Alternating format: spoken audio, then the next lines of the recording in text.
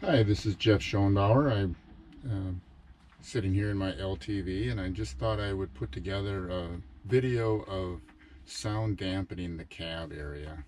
One of the things that I found traveling is that road noise and the noise from the back of the rig when we were hitting the road, particularly rougher roads, um, got to me after a while, and I wanted to get a more quiet feel within the rig. I also was disappointed with the ability to listen to the radio, music and so forth, when we traveled. So decided to move ahead and sound dampen as best I could the different things. So I basically did 3 or 4 things. One was I sound dampened in the floor, so I improved that.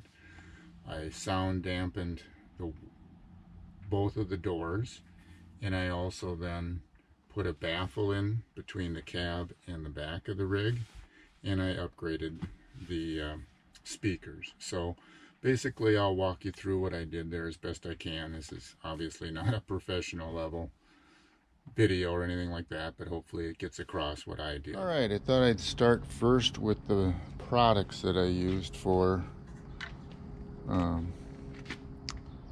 soundproofing the rig. The first one that I used on the inner door is called Sound Skins. It's a 3-layer thing, probably an 1/8 to 1/4 inch thick, and that sticks right to the skin. Pretty expensive, but seems worthwhile. This is a kill mat, which is just a little bit, just the butyl type stuff or whatever it is, that sticks to the door and dampens the tinniness of the door. Pretty important. I use that primarily in the bottom part of the outer skin of the door, as I'll show later. This is called Boom Mat and Carpet Underlayment Light or something of that nature. It's Boom Mat Under Carpet Light. It's about a 1/2 inch thick, various layers of material to dampen sound. The manufacturer says you can squeeze that down to 1/2 inch in the product use and it's not a problem. And then finally I went with the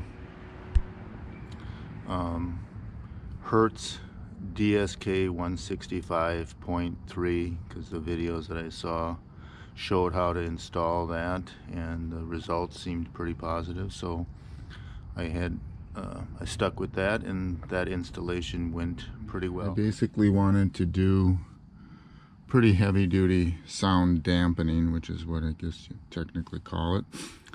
Starting with the floor, I added that boom mat underneath, and because when I was in the process of doing this I discovered a small leak that I've solved with the manufacturer, I did put a vapor barrier between the fabric and the floor so that I could, if I ever had a little leak underneath, it wouldn't absorb into this stuff.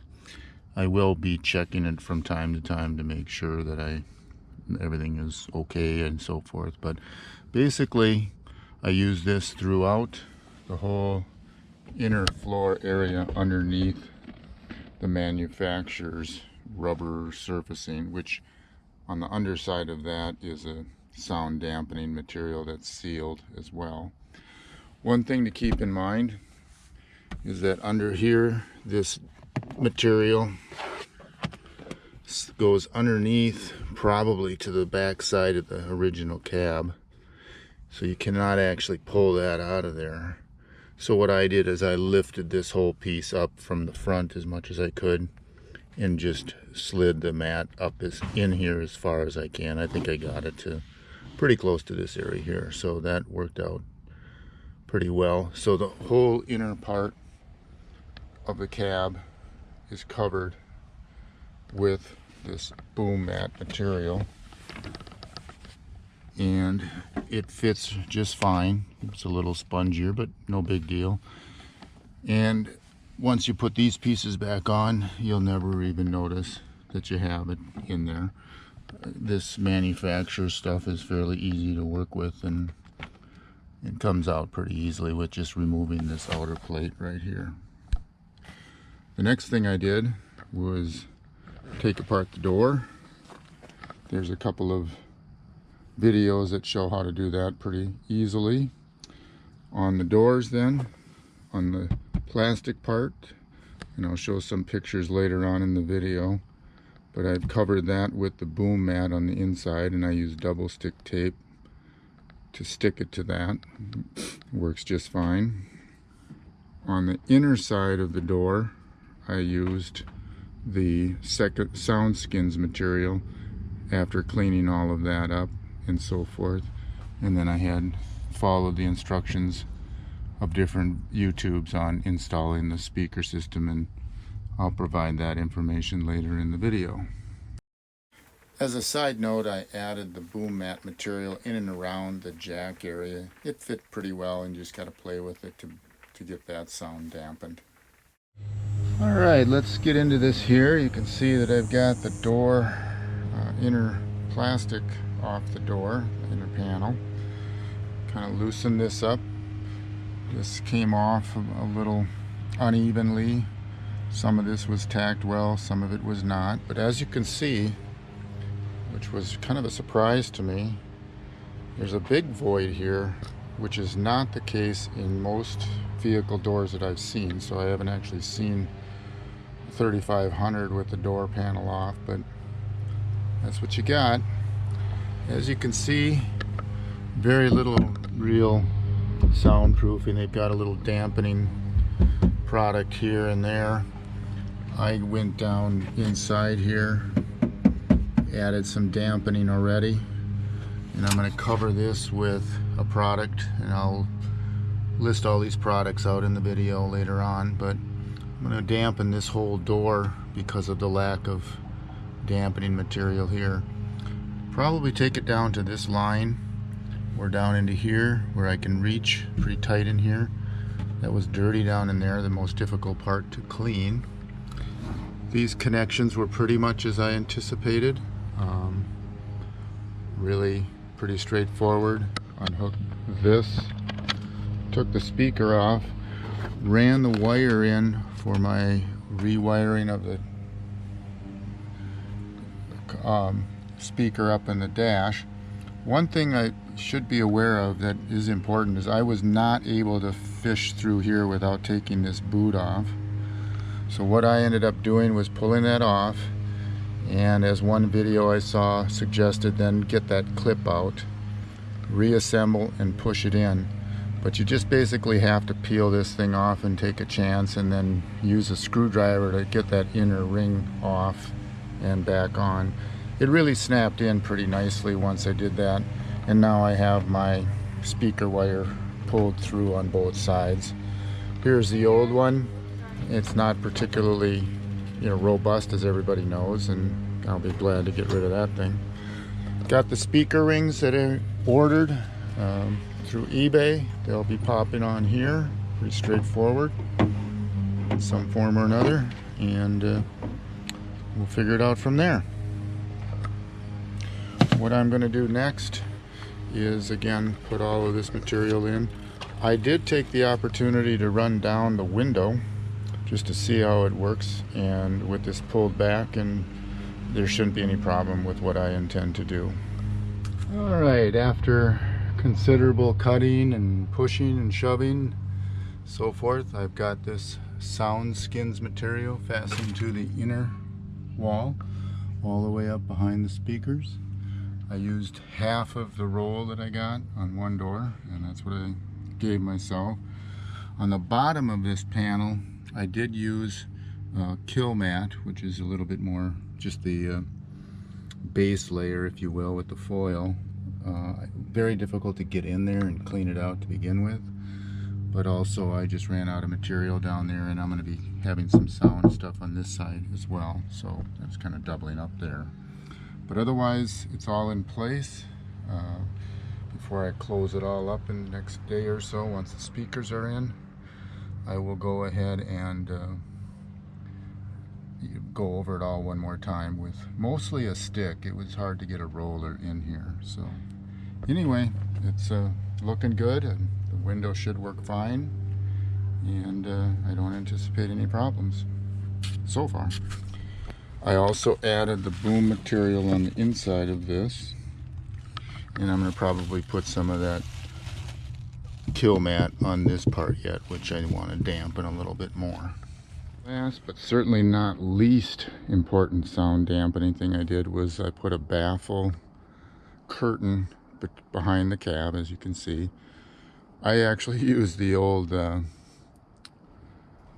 mattress cover that came with the rig as the starting point because we didn't use it on the bed, and then I used some of the boom mat material in between that and hung it on the inside, which I'll show in a minute here. This to me is as important, if not more important, than all of the other upgrades in sound dampening that I've done. If you can't dampen the noises that come from the back and the sense of that volume sound from the back, it makes it very difficult in my judgment to soundproof the cab to any great value. So basically what that is the fabric on this side, the boom mat, and then some lightweight fabric on the inside sewn together. I'll go on the inside here. And essentially then this just hangs from the inside, and I basically used a couple knobs of similar nature that I bought at Home Depot, I think, and then I inserted it just simply using